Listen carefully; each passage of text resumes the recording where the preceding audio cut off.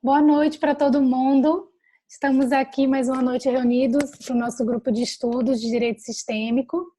E esse grupo ele se encontra todas as terças-feiras nesse horário para fazer a leitura e os comentários e partilhar sobre as obras do Bert Hellinger. Nós estamos agora fazendo a leitura desse livro aqui, As Ordens do Amor. Hoje vamos começar no tópico A Diferença entre Identificação e Modelo, na página 34.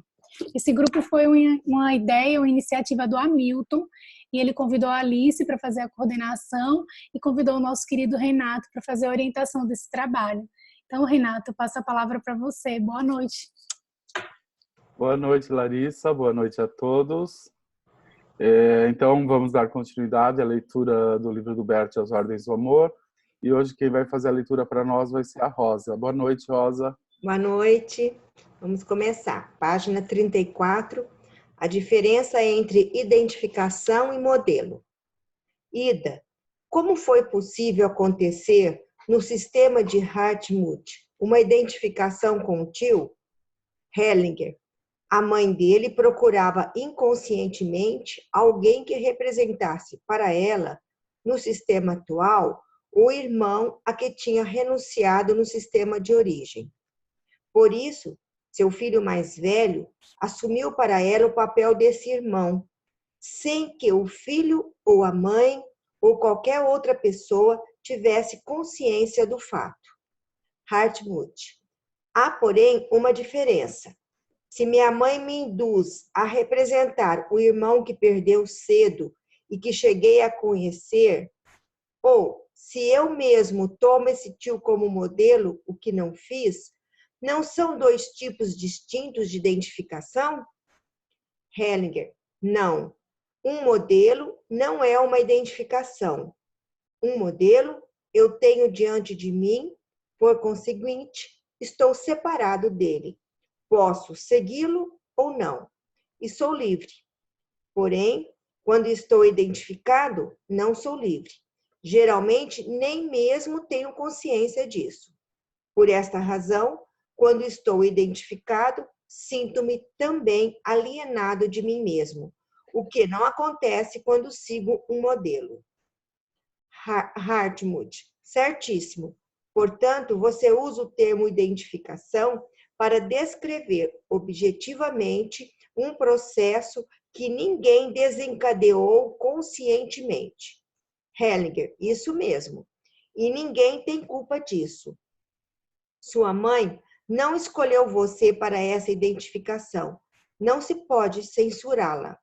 É uma dinâmica que resulta de sua constelação, sem intenção consciente por parte de ninguém e sem que uma criança possa se defender dela. Hartmut. Portanto, só existem vítimas. Hellinger. Sim, só existem pessoas emaranhadas, cada qual à sua maneira. Por isso, neste contexto, é inútil perguntar pela culpa ou pelo culpado. Ter coragem de fazer o mínimo. Dagmar. Quer dizer que agora não preciso colocar também o lado materno da família para descobrir o que aconteceu lá? Hellinger. Pelo amor de Deus, onde é que você quer chegar? Hartmut não precisa disso, pois agora a solução está perfeitamente clara para ele. O resto não pode ser reconstruído. Quando se tenta isso, cai-se no domínio da fantasia. Por isso, as grandes reconstruções familiares ficam confusas e trazem poucas soluções. Hartmut já tem tudo o que precisa para agir. Quando se chega a esse ponto, dou o trabalho por terminado. Nunca se deve ir mais longe do que a pessoa precisa para chegar à solução. Também não procuro soluções para pessoas ausentes. Oriento-me, portanto, pelo princípio do minimalismo e limito-me a encontrar a solução para a pessoa em questão. Com isso, dou por encerrado o trabalho e passo imediatamente ao seguinte. Também não quero fazer longos comentários posteriores.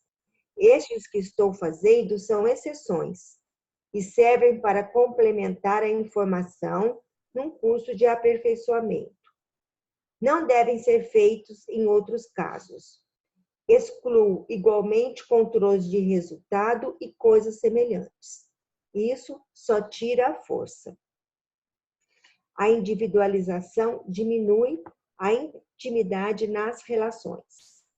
Ida, num sistema como o que foi configurado aqui, não é verdade que as crianças também recebem algo importante pelo simples fato de existir um tal sistema? Hellinger, naturalmente, pois é através dessa constelação original que recebem a vida, mesmo quando lhes traz uma carga negativa. Por outro lado, essa constelação também inibe o seu desenvolvimento. Em nosso caso, por exemplo, o filho mais velho assumiu algo que dificultou o seu desenvolvimento. Agora tem chances de crescer, superando isso. Na família de origem, em nossos relacionamentos atuais, o desenvolvimento se dá no sentido da individualização. Isso significa que o indivíduo progressivamente se desprende de seus vínculos. Esse desprendimento visa simultaneamente a integração num contexto bem mais amplo, onde a pessoa fica conectada, porém livre. Algo semelhante acontece em regiões montanhosas. Quando alguém sai de uma aldeia, onde tudo é estreito e próximo, e sobe ao alto de uma montanha, descortina um horizonte cada vez mais amplo. Quanto mais alto sobe, mais solitário se torna. Apesar disso, percebe-se num contexto mais amplo que antes. Assim, na medida em que nos desprendemos do que está próximo, nós nos vinculamos a algo maior, mas o preço disso é o aumento da solidão. Daí, a grande dificuldade que muitos sentem de passar de um vínculo estreito a outro novo e mais amplo. Por outro lado, toda ligação estreita força a evoluir para algo maior e mais amplo. Por esta razão, quando uma relação conjugal alcança o seu ponto culminante, que é o nascimento do primeiro filho, ela perde em intimidade e ganha em amplitude. Com isso, a relação se enriquece, mas a intimidade forçosamente diminui. Ao começarem um relacionamento, algumas pessoas pensam que ficarão sempre estreitamente unidas. Mas o relacionamento é também um processo de morte. Cada uma de suas crises é experimentada como uma morte, como uma fase do nosso processo de morrer. Nesse processo, algo da intimidade se perde. Porém, num outro nível, o relacionamento ganha uma nova qualidade e fica diferente, mais relaxado e amplo. Ida, então não é o amor que se perde aí? Hellinger, não. O amor pode tornar-se maior, muito maior, mas passa a ter uma outra qualidade. A ordem precede o amor. Hellinger, muitos problemas surgem quando alguém pensa que pode superar a ordem por meio de racionalizações, de esforços ou mesmo do amor, como existe, por exemplo, o Sermão da Montanha. Não obstante, a ordem nos é pré-estabelecida e não pode ser substituída pelo amor. Isso seria uma ilusão. É preciso voltar à ordem, voltar ao ponto da verdade. Só aí encontramos a solução. Hartmut, você fez há pouco, num comentário, uma afirmação terrível, que nesse caso o amor não ajuda e não resolve e que, por conseguinte, não é possível resolver um problema desses por meio do amor. De fato, já tentei isso em muitas variantes e fracassei, mas é uma terrível constatação. Hellinger, O amor é uma parte da ordem. A ordem precede o amor, e este só pode desenvolver-se dentro dela. A ordem pré-existe. Quando inverto esta relação e pretendo mudar a ordem através do amor, estou condenado a fracassar. Isso não funciona. O amor se adapta a uma ordem e assim pode florescer. Assim como a semente se adapta ao solo e ali cresce e prospera. Hartmut, nesse caso, estou realmente louco ou me comportei como tal? Hellinger, sim. Porém, agora, você tem a chance de colocar isso em ordem. Algumas pessoas conseguem recuperar em pouco tempo um monte de coisas, quando realmente agem. Já confissões de culpa e lamentações são apenas substitutivos para a ação. Elas frustram a ação e enfraquecem. A ordem de origem. Dagmar. Você colocou o sistema de Hartmut dentro de uma hierarquia. Que tipo de ordem é essa? Hellinger. Existe uma hierarquia baseada no momento em que se começa a pertencer a um sistema. Esta é a ordem de origem, que se orienta pela sequência cronológica do ingresso no sistema. Por essa razão, no sistema de Hartmut, a primeira mulher tinha precedência sobre a segunda, e o filho mais velho sobre seus irmãos mais novos. Quando se dispõe uma família de acordo com essa ordem, por exemplo, num círculo, as pessoas que ocupam posição inferior ficam no sentido horário à esquerda das pessoas que ocupam posição superior. O ser é definido pelo tempo e, através dele, recebe seu posicionamento. O ser é estruturado pelo tempo. Quem entrou primeiro no sistema tem precedência sobre quem entrou depois. Da mesma forma, aquilo que existiu primeiro no sistema tem precedência sobre o que veio depois.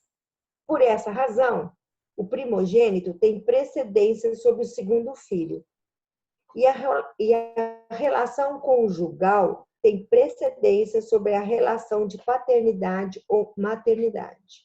Isso vale dentro de um sistema familiar.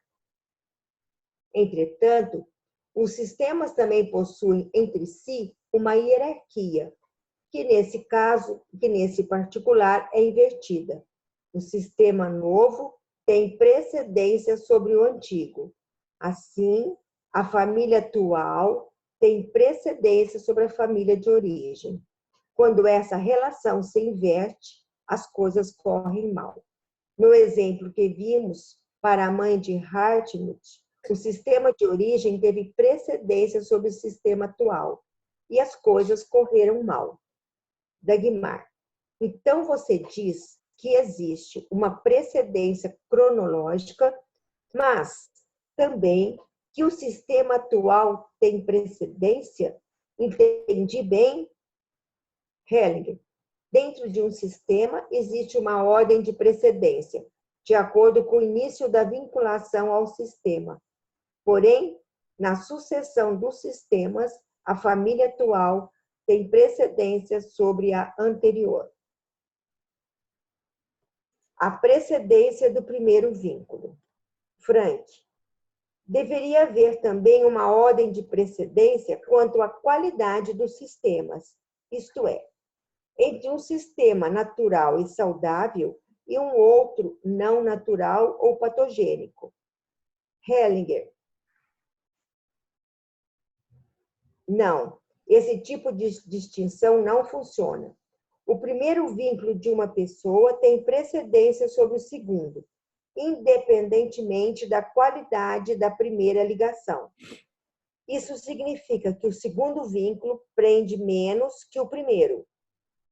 A profundidade do vínculo vai, portanto, diminuindo de relação em relação. Entretanto, vínculo não significa amor. Pode acontecer que num segundo relacionamento o amor seja maior, apesar de ser menor o vínculo. A profundidade de uma ligação pode ser avaliada pelo peso da culpa que se sente ao desprender-se. Ao desprender-se de uma segunda ligação, sente-se uma culpa menor do que da primeira. Não obstante, o segundo sistema tem precedência sobre o primeiro. Hartmut. Sinto-me renovado e cheio de energia. Lembrando a máxima, a verdade vos livrará. Sinto-me como no início de uma libertação. Ok, Rosa, vamos fazer uma pausa. Sim. Vamos ver se existem perguntas, comentários. Sim, Renato, existem. Uhum. A Clara escreveu aqui uma pergunta que eu também fiquei com essa interrogação aqui na página 35, antes de começar o tópico a individualização. Aí a Clara escreveu assim: como conciliar a necessidade de controle de resultados quando trabalhamos no direito sistêmico com a observação que isso tira a força?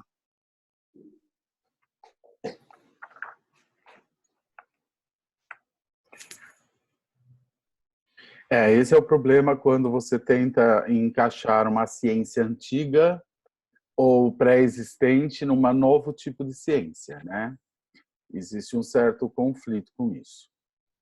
Porque os resultados, uma coisa é você ficar atrás dos resultados e checar qual é o resultado, o efeito disso. Isso é uma forma de tentar ter controle sobre o resultado. Outra coisa é os resultados chegarem a você de forma natural, onde você não vai atrás dele, mas eles simplesmente chegam a você. Então, existe uma diferença nisso. Então, na ciência, eles fazem exatamente o contrário. Você tem que ter o controle total dos processos na ciência tradicional. Você tem que ter o controle total dos processos para provar que aquilo tem resultado. Na Hellinger Science, ou nesse novo tipo de ciência, isso não funciona dessa forma. Os resultados chegam a você através das pessoas que o fazem de forma natural. Você não vai atrás tentando cercar e tentando provar algo. Essa é a grande diferença. Então, basicamente, o que eu recomendaria numa situação como essa é que não se tente fazer dos resultados aquilo que a ciência faz, que é aprisionar aquilo e tentar provar se isso está certo ou se isso está errado. Mas sim deixar que naturalmente os resultados se mostrem e eles se revelam. As pessoas contam, elas voltam, elas indicam. Então, isso deixa o trabalho livre para ele fluir da forma como é necessário e como o Bert fala, sem tirar força do trabalho. Quando você quer ter o controle sobre o trabalho, sobre os resultados, você tira a força, porque você quer ter o controle daquilo. Então, por exemplo, vou dar exemplos concretos. Às vezes uma pessoa ela faz uma constelação e ela espera que ela saia daquela constelação e que aquilo tenha um resultado imediato. Se você for ter esse controle nessa fase do processo, você talvez acredite que aquilo não teve nenhum efeito ou que aquilo não surtiu nenhum resultado para ela. Sendo que, às vezes, o resultado de uma constelação ele pode emergir depois de meses ou até mesmo depois de ano, em casos mais graves. Portanto, a tentativa de ter o controle dos resultados, como a ciência tradicional tem, ela diminuiria a força do trabalho, ela tira a força do trabalho. Por quê? Porque nós não temos, quando fazemos uma constelação, o controle de como tudo isso se reverbera na alma e os efeitos e o tempo que tudo isso precisa para expressar os movimentos. Então, às vezes, uma pessoa ela faz uma constelação para uma questão e está fixada nisso, sendo que, na verdade, o que foi trabalhado é a essência. E a essência vai trazendo muitos outros resultados do qual ela não se dá conta, e aquilo que ela busca, às vezes, só chega depois de muito tempo, ou de meses, ou às vezes até de anos mais tarde. Portanto, quando o Bert fala que você tentar ter o contrato, o controle dos resultados tira a força, é sobre isso que ele está falando. Muita clareza, Renato. Mais alguma pergunta? Eu tenho uma, se possível, também. Claro, por favor. Renato, nessa parte do texto aqui, quando ele fala de precedência da família atual, eu até fiquei na dúvida se isso não seria uma questão da tradução, que a família atual teria prioridade, não sei se no alemão. Não, é isso mesmo. A família... precedência mesmo ou seria prioridade? Não, são duas coisas diferentes. A família de origem tem precedência à família atual, mas a família atual tem prioridade à família de origem. É isso mesmo. É isso, porque no texto ele fala precedência de novo, e aí eu fiquei na dúvida se isso poderia ser da tradução. É erro de tradução. Não é? Aonde isso? Eu nem percebi. Tá na página 37. Por 2 vezes. Uhum. Onde está?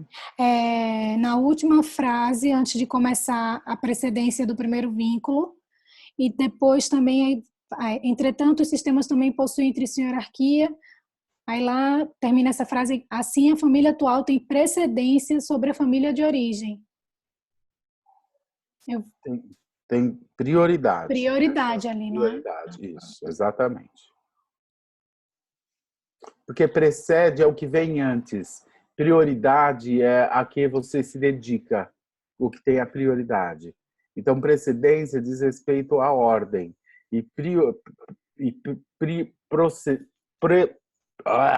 Precedência tem a ver com ordem. E prioridade tem a ver com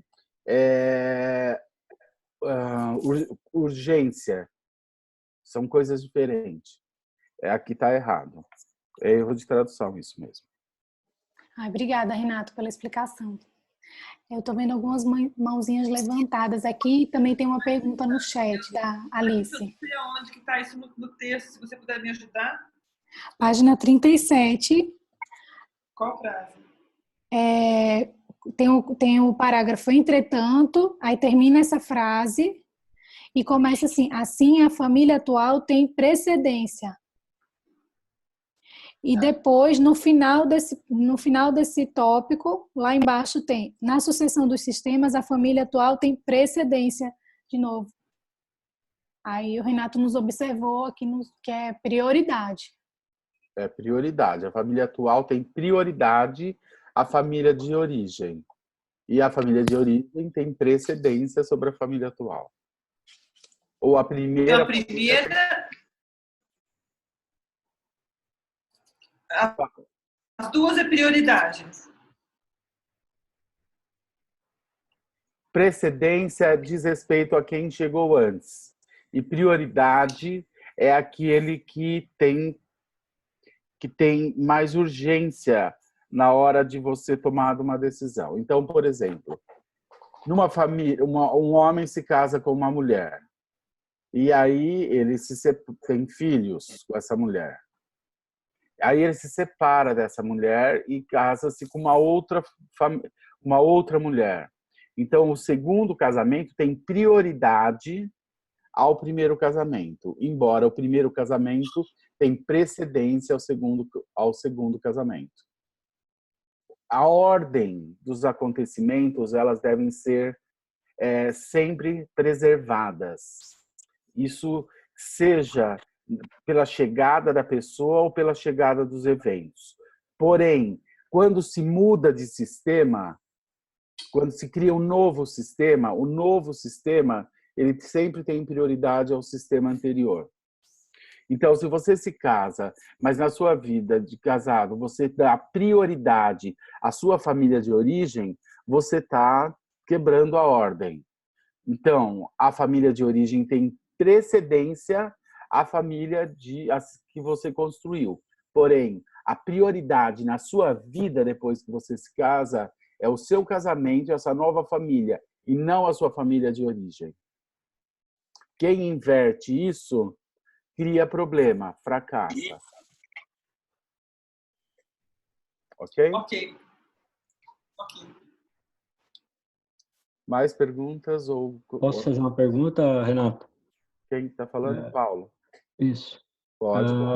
Com relação a essa hierarquia das duas famílias, por exemplo, tem um casamento, tem 2 filhos no primeiro casamento e um terceiro filho no segundo casamento, no segundo casamento. Como que fica esse filho do segundo casamento? Ele teria 2 funções na hierarquia, tipo assim, ele seria o primogênito, ele seria o caçula para o pai, por exemplo, e seria o primogênito para a mãe, é mais ou menos assim. Me confunde um pouco essa relação. Isso. Para você entender isso, você tem que pensar em sistemas. Quando um casal se casa e cria uma família, tem filhos, ali se cria um sistema. Se uma dessas pessoas vai para uma outra relação e tem filhos, aí se cria um novo sistema. Certo? Embora esses 2 sistemas estejam totalmente conectados. Então, esse filho do segundo casamento, ele é o filho primogênito da mãe, mas é o filho caçula do pai, exatamente. E os irmãos, a ordem, não importa dentro de qual relação estão, se é de um casamento ou de outro, a sequência é a que vale. É a sequência que vale dentro do sistema maior, que é o que conta. Ficou claro, Paulo? Sim, sim. Obrigado. Imagina. A Losane tem uma pergunta e ela agora consegue falar. Gente, nossa, que alívio conseguir ativar esse microfone. Vocês me desculpem esse engano todo. Estou muito agradecida de participar do grupo, viu? Muito obrigada. Olha só, aqui vem a questão na página 37 também, quando há o comentário, a relação conjugal tem precedência sobre a relação de paternidade ou maternidade. No primeiro momento, fica parecendo quase óbvio que os casais, num primeiro momento, têm que olhar para si em primeiro lugar e depois para os filhos. Mas é engraçado que, quando os filhos nascem, parece que os casais deixam de ter também essa prioridade em si. Isso me confundiu exatamente da precedência e prioridade quando nasce o filho. Porque, principalmente na questão das mulheres, você vê um movimento muito mais dessas mulheres se direcionarem para o filho e eles se tornarem quase que a precedência e a prioridade juntos. E aí que cria, então, uma dissolução, muitas vezes, dessa relação conjugal? É exatamente isso. É isso? Quando essa ordem ela é rompida com o nascimento do primeiro filho, a relação corre risco, e por isso que muitos casais terminam o casamento quando chega o primeiro filho. Porque o homem se sente traído, porque a mulher agora prioriza a maternidade à relação do casal. E é muito frequente isso acontecer. Ao nascer um filho, se inverte essa ordem, uma das partes se sente traída e aí tende a surgir amantes ou tende a acabar o casamento. Agora, sabe o que eu acho engraçado? É que esse parece ser movimento natural, quer dizer, esse deve ser movimento natural, mas olhando de forma geral no sistema, o que mais acontece é o contrário, é essa inversão da mulher passar a olhar para esse filho. É porque isso vem de um engano, vem de uma cultura que não está quebrando essa ordem naturalmente? Não. Bom, isso vem dentro de um sistema. A tendência é que isso venha dentro do sistema. Ok. Na família, as mulheres tendem a fazer isso, que ao nascer o filho, o marido não importa mais, a tendência é que isso se reproduza como uma dinâmica sistêmica dentro daquela família. Perfeito. Isso é uma dinâmica sistêmica, é um padrão. É um padrão. Claro. Muito obrigada. Perfeito. Imagina. Renata, mais perguntas? Sim, eu vou ler aqui a pergunta que a Alice fez no chat. Eu gostaria que falasse sobre vínculo e amor nos relacionamentos amorosos.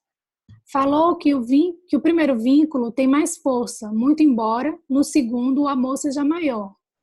Gostaria que falasse sobre isso. Não foi bem isso que foi dito. O que ele quer dizer é o seguinte, que o vínculo da primeira relação, geralmente, o vínculo do nosso primeiro amor, geralmente é o vínculo mais profundo que a gente estabelece com uma pessoa. Ou seja, o que significa isso? Significa que vínculos profundos são muito difíceis de serem desfeitos. Isso traz muito, muito sofrimento. Mesmo que essa relação tenha sido tumultuada, quando se cria um vínculo da primeira relação, desfazer desse vínculo, né, se separar, é uma coisa muito dolorida e muito difícil. Quando se vai para um segundo relacionamento, o vínculo normalmente não tem a profundidade que tem o primeiro relacionamento. Embora possa ser o amor nessa segunda relação maior ou até mais profundo do que a primeira relação. Mas o vínculo, ele é mais frágil. O que significa isso? Significa que na hora de uma separação, de um segundo relacionamento, você se desprende disso mais facilmente do que você se desprendeu do primeiro relacionamento. Por que que isso acontece? Isso acontece pelo seguinte, num primeiro relacionamento, a gente tem uma entrega, a tendência é que a gente entre nisso de uma forma muito mais profunda, com a inocência e com as ilusões de que quando a gente ama alguém, isso vai durar para sempre ou é para sempre. Então, a entrega que acontece normalmente nesse primeiro vínculo é uma entrega inocente, é uma entrega pura, onde esses vínculos eles ganham uma profundidade muito grande exatamente por causa de ser esse primeiro vínculo, de ser a sua primeira experiência. Dali você aprender muita coisa, dali você vivenciar muitas coisas. Quando por acaso, o relacionamento não dá certo, desfazer esse vínculo é algo muito difícil, porque ele contém algo de muito especial. É onde você tem as primeiras e as mais profundas experiências desse encontro com o amor, desse encontro com essa troca, né? Agora, se essa despedida do primeiro relacionamento, ela for uma despedida respeitosa, se essa despedida ela for uma despedida que respeita essas ordens que nutre o amor, você tem muito mais chance num segundo relacionamento de criar vínculos mais profundos e de voltar a confiar no amor e se entregar novamente ao amor.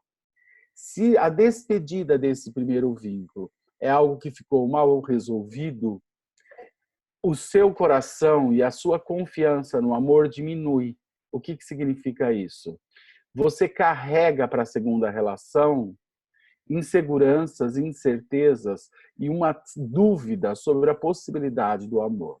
Então, aquilo que ficou aprisionado na primeira relação, como dor, sofrimento, e que fica mal resolvido, isso é levado para a segunda relação e tira da possibilidade, subtrai da possibilidade de criação de vínculo, isso que ficou aprisionado no primeiro casamento. Então, vamos falar em números, porque às vezes facilita a compreensão. Então, se numa despedida de uma primeira relação, eu fiquei 50% aprisionado nessa primeira relação, porque isso ficou mal resolvido, cheio de ressentimentos, cheio de mágoas, quando eu vou para uma segunda relação, a minha capacidade de me vincular agora é só de 50%, porque os outros 50% permanecem aprisionado na primeira relação. Então, eu vou para a segunda relação, eu posso amar essa pessoa na segunda relação, mas o vínculo que eu estabeleço, ele só está disponível aquilo que restou daquilo que ficou aprisionado na primeira relação. Então, se eu me vinculo novamente nessa segunda relação, um tanto, e eu termino mal resolvido essa segunda relação, então mais uma parte da minha capacidade de vinculação ficou aprisionada. uma parte na primeira relação, outra parte na segunda relação. Então eu vou para a terceira relação. Na terceira relação, se as duas relações ficaram mal resolvidas, a chance de eu me vincular mais profundamente a essa terceira relação, ela é menor. Eu posso também amar essa pessoa, mas o meu vínculo com ela é menor. O que significa isso na prática? Significa que se eu me separar dessa terceira pessoa, também vai ser muito mais fácil se separar dessa do que a segunda e muito mais fácil do que foi a primeira. Ou seja, a nossa capacidade de vinculação, ela tem um limite. E esse limite ele só é renovado quando o que eu carrego dessa relação é ainda a crença no amor, a entrega do amor. Se a cada relação eu vou perdendo essa capacidade de acreditar no amor, eu também vou perdendo a capacidade de me vincular. Portanto, uma pessoa que tem muitas relações mal acabadas, elas entram e saem das relações sem praticamente nenhum sofrimento, porque elas já não se entregam mais a isso, elas não têm mais a capacidade de se vincular. Por isso que muitas pessoas, depois de muitos relacionamentos mal resolvidos, elas não conseguem mais se vincular, ou seja, elas não conseguem ganhar profundidade de troca dentro dessas relações. Então, o amor, as ordens do amor, elas têm que ser vistas e respeitadas dentro disso para você conseguir voltar a amar. Pessoas com muitos relacionamentos mal resolvidos vão tendo cada vez menos chance de se vincular a alguém com profundidade, mesmo amando essas pessoas. Elas entram e saem das relações, é quase como trocar de roupa. Não sei se eu consegui explicar isso de uma outra forma. Renato, não sei se você viu, mas tem gente batendo palmas. E ficou Não muito estou clara. vendo, não acompanho o chat. Tem mais perguntas aqui no chat. Deixa eu ver se tem alguém com a mãozinha levantada para a gente fazer uma lá e outra aqui. A Marilis está com a mão levantada e tem algumas perguntas no chat. E a Alice te agradeceu. Imagina, eu que agradeço a oportunidade de poder falar disso. Marilis, você? Renato, eu fiquei pensando no incesto e a vinculação posterior. Tem alguma relação aí ou não? Pode, mas não necessariamente. Né? O incesto ele pode ter como origem um relacionamento anterior mal resolvido, mas ele também pode ter como origem uma negação da esposa a se relacionar e sexualmente com esse marido e ceder a filha muitas vezes a essa dinâmica. Então, sim, uma filha pode representar uma ex-namorada do pai e com isso se criar essa relação totalmente dupla, né? Onde essa filha não é só filha, ela representa também uma ex-namorada do pai, sente ciúmes do pai, e esse pai tem uma ligação forte com essa filha, e sente ciúmes da filha como mulher. Então, e pode chegar até vias mesmo de questões de incesto. Mas também essa não é a única dinâmica, não. Pode existir outros tipos de dinâmica. Como, por exemplo, muitas vezes, depois que em algumas famílias, muitas vezes a mulher, depois que ela tem um filho, é como se ela cumprisse algo dentro daquela família e ela não se interessa mais em ser esposa ou em ser amante. E muitas vezes os filhos são cedidos para essa relação, para se manter o casamento. Isso também muitas vezes acontece em casos de enteadas com padrastos, mas aí por outros motivos, por compensação, por equilíbrio de troca, né? Então, isso tem que ser visto dentro do contexto em que isso que está por trás disso tudo, né? Ok. Obrigada, Renato. Imagina. Tem uma pergunta aqui que não estou conseguindo identificar, não tem o nome. Mas foi assim, ó. O lugar dos filhos é contando pelo pai. Pode repetir, por favor? Desculpa, não entendi. Eu vou reler. O lugar dos filhos é contando pelo pai.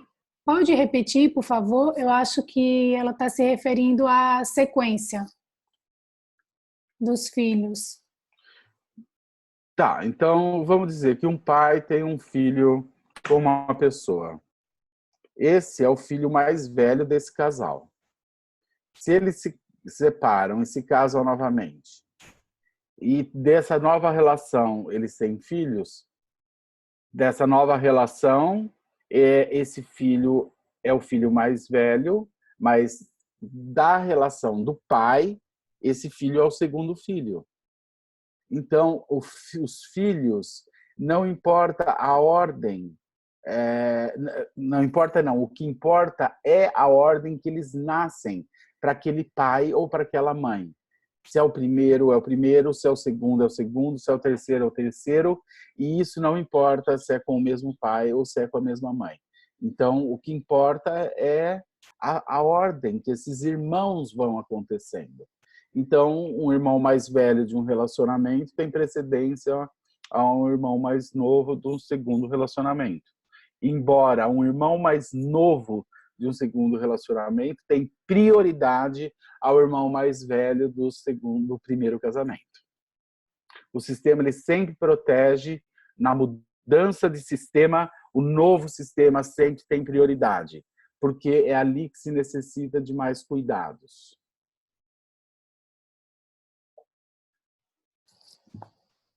É a vida seguindo adiante, né? Exatamente, ela protege sempre o novo sistema. Ela protege sempre o novo sistema, mas a precedência, ela não muda, ela permanece sempre a mesma. A Regina Célia colocou aqui um caso prático, uma questão prática. Ela fala assim: então, Renato, tenho visto isso na questão de pensão dentro da defensoria. Estipula-se o mínimo de 30%. E o que tenho visto é que, se constitui nova família, com filhos e casamento, termina novamente. E assim sucessivamente. E sempre a família atual fica com menos. E aí as prioridades dela ficam menores. Você pode comentar isso? Então, isso é uma inversão. Isso é uma inversão. Isso é um dos motivos que se gera muitos conflitos dentro dessas dinâmicas, dentro dessas relações. A prioridade é sempre, a princípio, do sistema mais novo. Então, só para dar um exemplo. Um homem está casado com uma mulher, eu sei que esse exemplo às vezes choca. Um homem está casado com uma mulher e tem nesse relacionamento vários filhos. Aí, subitamente, ele arruma um amante, por assim dizer, e dentro dessa relação surge uma nova criança. O que tem prioridade dentro dessa situação? Esse primeiro casamento com vários filhos ou essa nova relação que tem um novo filho? Dentro desse conceito, o que tem prioridade? A segunda tem prioridade. Então, é uma situação extremamente difícil, mas ou melhor, a solução menos ruim dentro dessa situação seria que ele se separasse dessa mulher e fosse cuidar dessa nova família que surgiu dessa relação. Não é que essa é uma solução boa, essa é a solução menos ruim, porque não existe solução boa dentro dessa situação. Porque é uma situação onde vai ter muitas dificuldades, muitos conflitos, porque muitas vezes quem chegou primeiro, a família que chega primeiro, ela sente que ela tem prioridade, ela tem precedência de fato, e ela confunde essa precedência com a prioridade. A prioridade é a família, é o novo sistema, mas a precedência faz com que aqueles que chegaram antes se sintam com mais direito. Mas na prática, a solução que traria menos sofrimento seria a segunda família reconhecer que a primeira chegou antes e ter respeito por isso, embora é a segunda família que agora passa a ter a prioridade dentro dessa dinâmica. Por isso, tem muitos conflitos e confusões dentro disso. E quando a segunda família passa a ter precedência, quando a primeira família passa a ter prioridade à segunda família, esse homem ele perde o respeito. Por quê? Porque ele não está assumindo algo do qual ele fez e ele tem que assumir essa responsabilidade. E vice-versa, a mulher é a mesma coisa, né? Então, as pessoas confundem precedência com prioridade.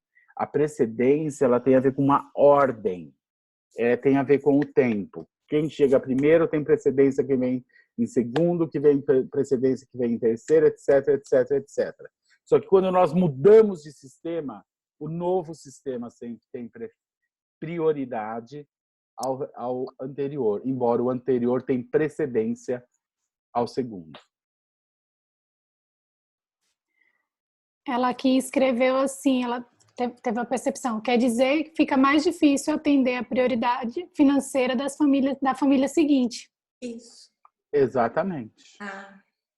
Ela tinha colocado aqui no chat, eu coloquei aqui mais para baixo e ela tinha feito essa constatação também. Sim, sim.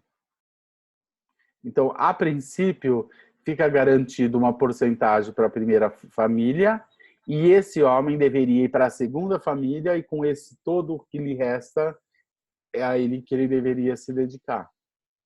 Agora, se depois disso ele vai para uma terceira família, chega uma hora que ele não tem mais condição de lidar com tudo isso.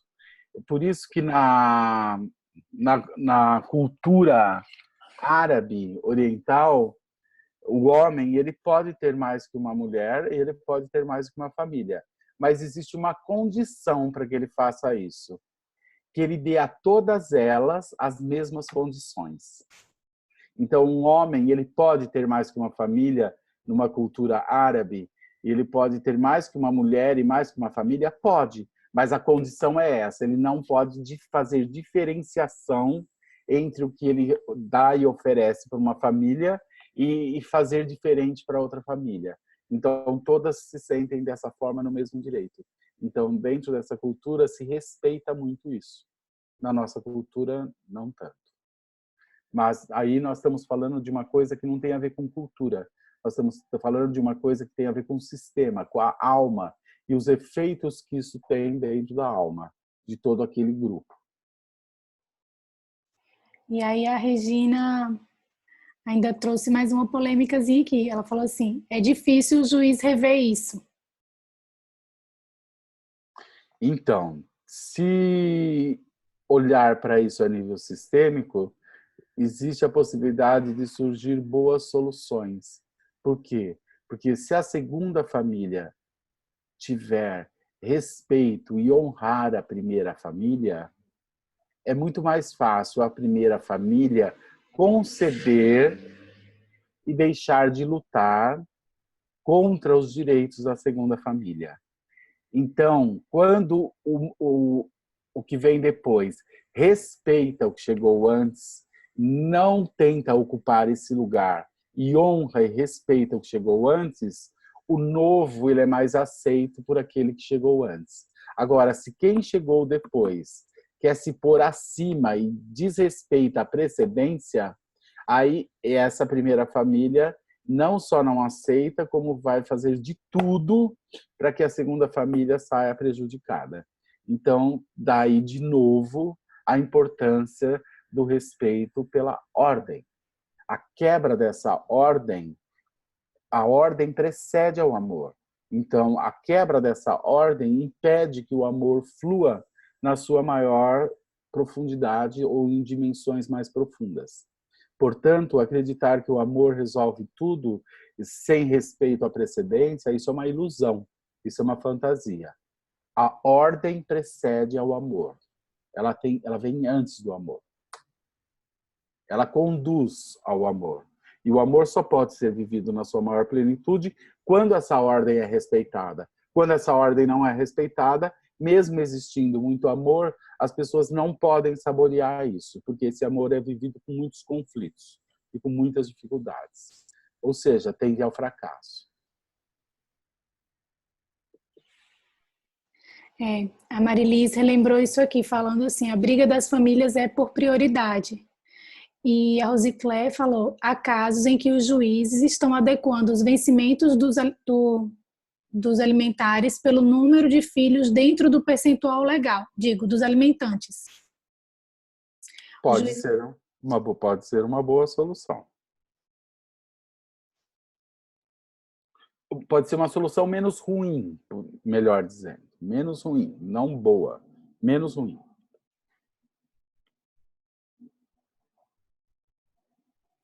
Mais perguntas, mais observações?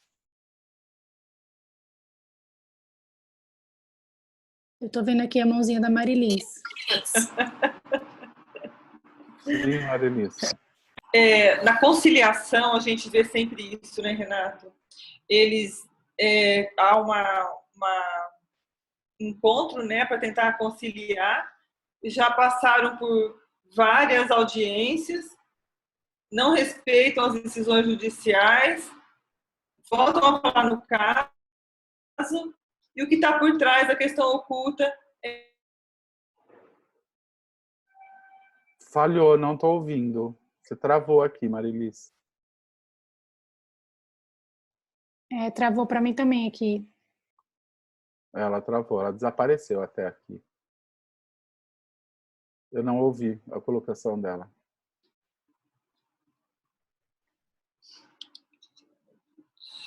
Caiu. Acho que ela caiu. Sim. Não, ela voltou. Enquanto a Marilis não volta, você disse que a solução menos ruim seria uma porcentagem igual para todos os filhos. Isso. Então, a melhor solução seria que os filhos de precedência ficassem com um pouco menos do que o do sistema atual? Não que ficassem com menos. Vamos dizer que se no primeiro casamento tem 2 filhos e num segundo casamento tem 1 filho, talvez a solução menos ruim seria que esses 30% fosse dividido 20 para o primeiro casamento, que tem 2 filhos, e 10 para o segundo, que tem 1 filho. Então, isso seria pensado nos filhos. Entendi. Né? Então, não tem problema, por exemplo, o primeiro filho ficar com a mesma porcentagem que o segundo filho? Não. E nem que o terceiro, porque são filhos, né? Entendi. E isso por um determinado tempo também. Também por um determinado tempo, porque no momento em que eles se tornam adultos, esses filhos não têm direito de exigir mais nada. Mais absolutamente nada.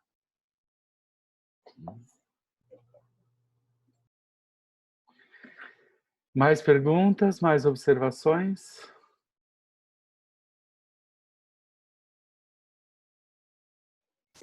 A Adilena registra aqui que está muito feliz com o resultado da divulgação, que temos hoje 50 pessoas na sala.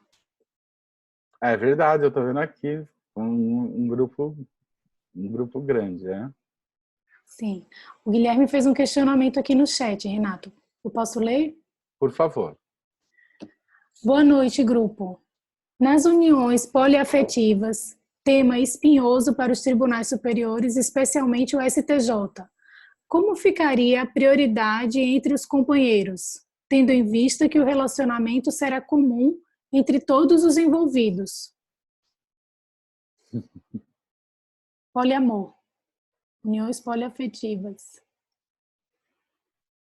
Aí, de novo, quando se respeita a ordem de chegada dentro dessas relações, a precedência, né? Já que todos convivem juntos, de uma forma ou de outra, a tendência é que isso possa ser vivido numa certa limitada harmonia, né? Agora, a tendência é que quem chega por último muitas vezes quer ser o primeiro. E aí nasce todos os conflitos. Por quê? Porque quem chega por último, querer ser o primeiro na vida do outro, isso é imediatamente rechaçado por aquele que chegou antes. Porque não sente, aquele que chega depois, aquele que chegou primeiro não se sente respeitado no lugar ou pela posição que ela ocupa, ou essa pessoa ocupa dentro da relação. Então, por isso, as relações poliafetivas, elas têm dificuldades de prosperar, de serem longas e serem duradouras. Elas têm dificuldade. Elas tendem a ser muito conflituosas, porque existe essa confusão muito grande entre precedência e o respeito disso. Então, quando a gente namora alguém que já teve alguém na vida, a gente quer ser o primeiro, mas na verdade a gente não é. Isso se ajuda muito quando essa segunda pessoa diz para a primeira: você é a primeira, eu sou só a segunda. Então, quando a segunda diz: eu sou só a segunda e reconheço que você é a primeira, tendo o lugar dela garantido, ela tende a relaxar e aceitar a existência da segunda. Agora, se a primeira se comporta dizendo: eu sou a primeira e você já não tem mais lugar aqui, você perdeu esse lugar, então a primeira pessoa não aceita isso, não aceita. Então, aí é a grande confusão, é daí que surgem grandes problemas dentro dessas relações, muitos conflitos. E a tendência é que quando a segunda relação não honra e não respeita a primeira, depois, com o passar dos anos, por fidelidade à primeira, a segunda também se separa. Então, isso é a coisa mais frequente dentro das relações.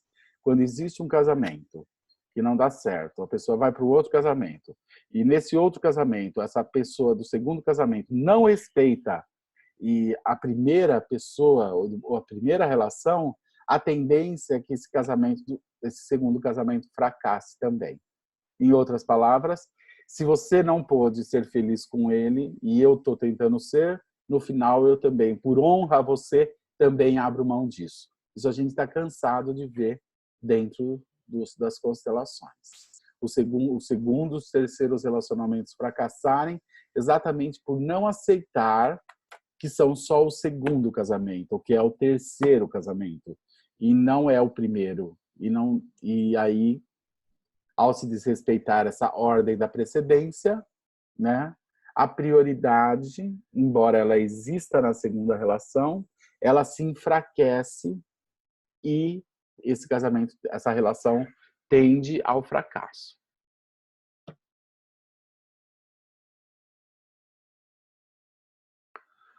Bom, mais alguma pergunta? Mais alguma questão? Sim, tem uma questão e o René também aqui deixou várias dicas. Para quem for para a Alemanha, para o Hellinger Days, aproveitem o café, Weber, vão relaxar na terma e se o dia estiver bom, peguem o bondinho e subam a montanha mais alta por lá. René, eu vou deixar você falar o nome para a gente aprender aqui o nome da montanha. A cidade é maravilhosa e a experiência única pelas vivências na Hellinger e trocas internacionais. Pelo grande grupo de brasileiros que irá, vocês vão aproveitar muito. Boa viagem a todas e todos. Ah, legal. O Guilherme te agradece, Renato.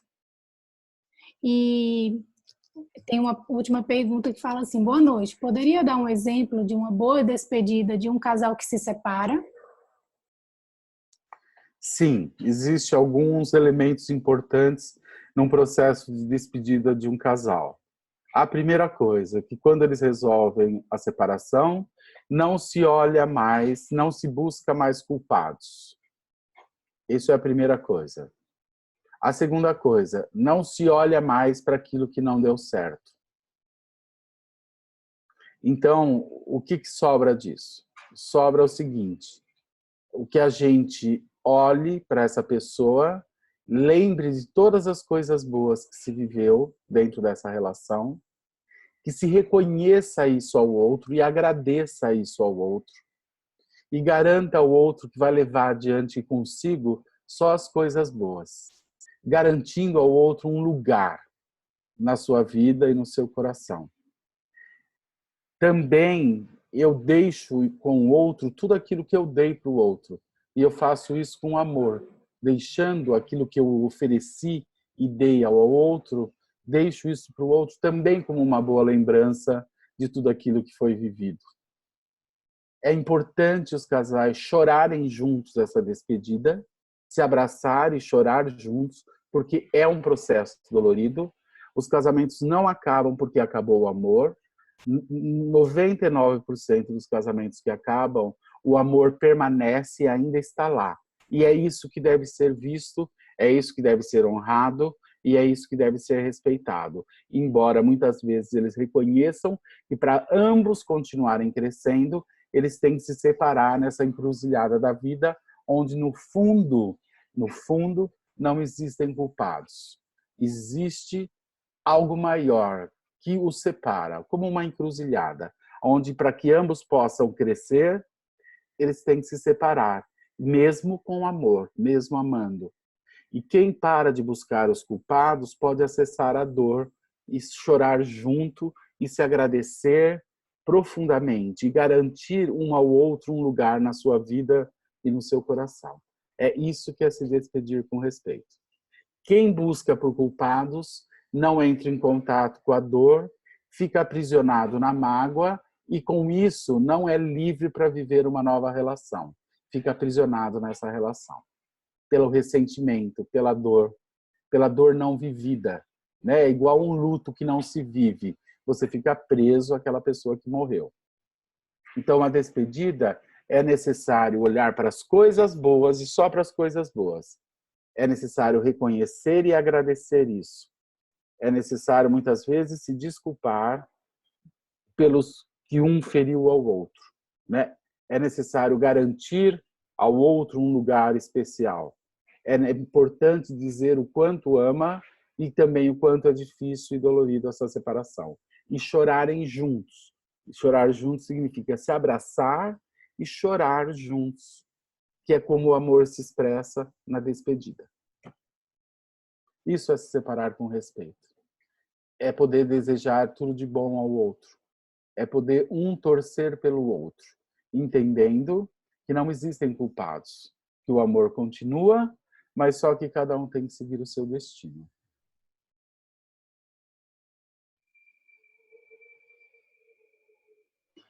Renato, a Denise falou que chorou agora, pois não é fácil viver os relacionamentos interrompidos. A Alice fez uma pergunta e a Denise continua assim: obrigada por agora ter acesso a essas informações. O Guilherme fala: cada um fica com aquilo que é seu. A Sayonara escreveu: a coisa mais profunda que eu ouvi até hoje sobre separações. Profunda gratidão por esse amor, Renato. Imagina que é isso. Muitos agradecimentos aqui e alguns questionamentos. A Débora questiona quando um faz isso e o outro não. E o questionamento da Alice foi: o sentimento de alívio por acabar um relacionamento se deve talvez ao fato de olhar para a primeira relação? Tem mais perguntas aqui. A Lu falou: coisa linda. A Marilis está sem palavras, o Eurico, espetáculo. E eu estou aqui emocionada também. Muito lindo. Sim, porque uma vez que a gente ama uma pessoa, a gente ama essa pessoa para sempre. E a gente deve garantir isso. E quem vive algo de tão íntimo não pode querer esquecer isso. Pelo contrário, ela tem que guardar isso com muito amor. Porque isso, cada relacionamento que nos permite viver algo tão profundo, isso muda a nossa vida profundamente. E essas mudanças, a gente tem que olhar para elas e olhar com amor e olhar com gratidão. Então, quando uma pessoa fala: eu não amo mais você, ou eu quero te esquecer, você despreza e joga no lixo tudo aquilo de maravilhoso que foi construído dentro dessa relação. Portanto, aquele que pode olhar para as coisas boas que leva de uma relação ela pode somar isso às novas coisas que virão. Aquele que despreza aquilo que viveu numa relação, tampouco pode construir algo que tenha realmente valor. Porque a única coisa que faz somar dentro disso tudo é a gratidão. E a gratidão nada mais é do que você reconhecer que você recebeu algo daquela pessoa, que se trocou, que ambos se amaram, que ambos se entregaram, e esse amor e essa troca fizeram ambos serem outras pessoas, muito mais enriquecidas por essa convivência, por esse período juntos. E quem sai de uma relação podendo reconhecer isso, mantém o seu coração aberto e disponível para um novo amor. Aquele que não consegue fazer isso, sai com o coração fechado e às vezes com muita dificuldade de se entregar novamente ao amor. Porque ele não leva consigo e no seu coração aquilo que tem de bom. E ele carrega consigo e no seu coração aquilo que ficou mal resolvido. Então, isso impede essa pessoa ou diminui a ela a chance de se entregar a uma nova vida, seguir a vida adiante, fluir, continuar fluindo. Claro, gente, que isso exige muito de nós. Isso exige muita coragem, coragem de viver a dor da separação, exige muita humildade de reconhecer ao outro tudo que recebeu, exige muita humildade da gente reconhecer que às vezes a gente feriu o outro e a gente precisa se curvar diante do outro. Então, fazer uma boa separação exige de nós muita humildade, muita coragem. A gente tem que abrir mão do ego, a gente tem que abrir mão das coisas desnecessárias e ficar só com aquilo que é o essencial, que é aquilo de bom que essa relação trouxe, que é isso que eu levo adiante.